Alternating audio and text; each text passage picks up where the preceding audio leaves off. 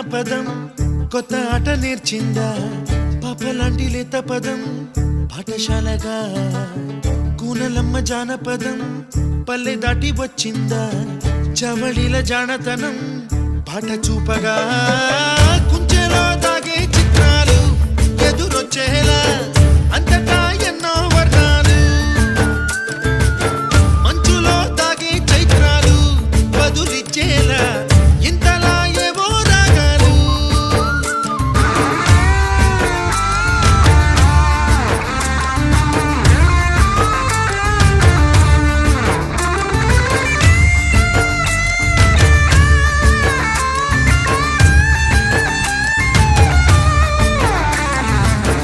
ఆకతాయి సందడిగా